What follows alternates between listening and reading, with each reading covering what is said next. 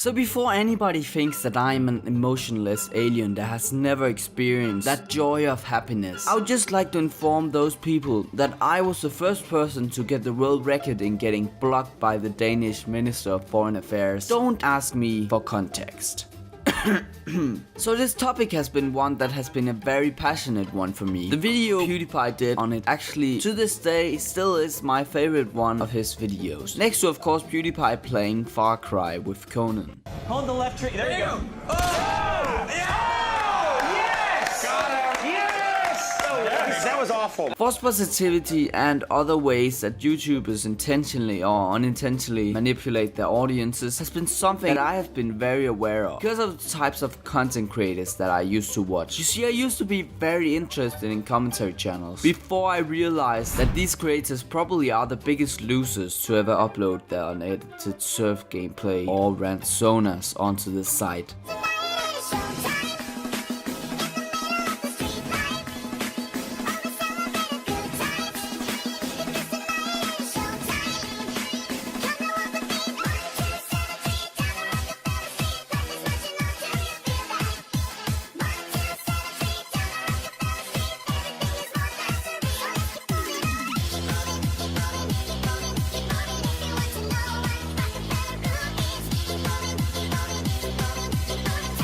This is my vegetarian body!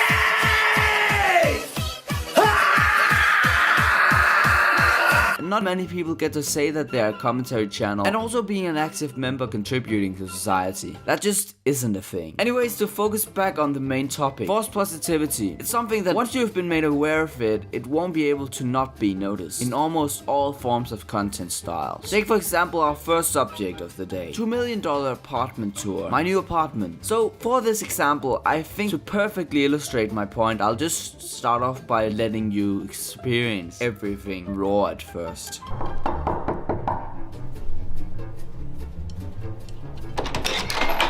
Hey, I didn't expect you there. Come on in.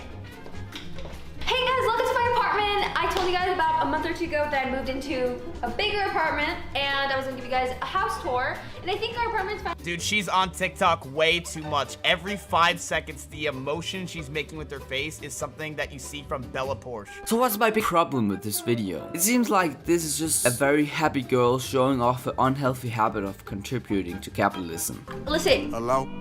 Listen. Okay, I just like to shop a lot. Okay? I like clothes. I like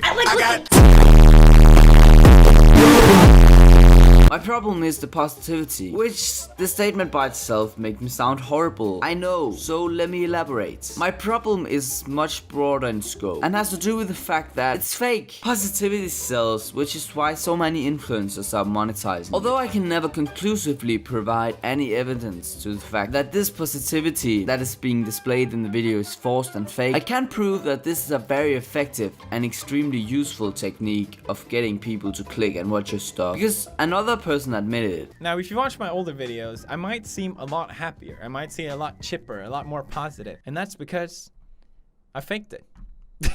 Yes, the old PewDiePie faked his positivity. Who could have known that this guy wasn't happy 24/7? In the video I mentioned earlier, PewDiePie explains in great detail how he forced his positivity because he thought it would bring people in and entice them to watch him play stupid games, which obviously worked. He also explains how this was horrible for him mentally, which is pretty obvious. Living this life where you're constantly having to force this positivity out of yourself in order to display this version of yourself that isn't real sounds extremely miserable. False positivity not only gets viewers to get this perceived notion of how other people's lives are from the small part that they decide to post online, which then can very effectively ruin their perception of reality. If you decide to portray this positivity as a reflection or persona of a person you decide to play, take Pokimane as an example. Now what I'm talking about here is the extreme disconnect between how she presents herself privately versus publicly. As many of you guys know, a big big part of Pokimane's brand is over positivity. Everything is good vibes, everything is positive and nice, and if there's even a hint of negativity in the air, we gotta crush it down and bring justice to those who are being bullied. It's what she did against It's a Gundam when he made fun of her simps, and it's what she did against Keemstar when he made fun of Sniper Wolf simps, and I covered it on my channel, and then she false copyright striked it to, admittedly, sweep any negativity surrounding the situation under the rug. Because of this persona of positivity that she decided to portray herself as, it has left her in a position where she definitely isn't able to be herself. And contrary to other YouTubers' personas where it's well known that they're playing a persona, Pokimane doesn't want that to be known, because she wants to portray herself as a positive and nice person. When you eventually do something bad,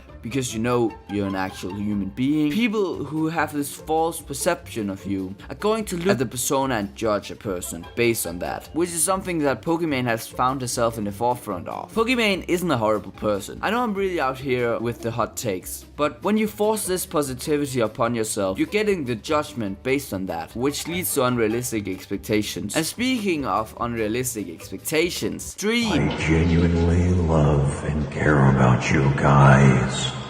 And that's the best way that I can describe it.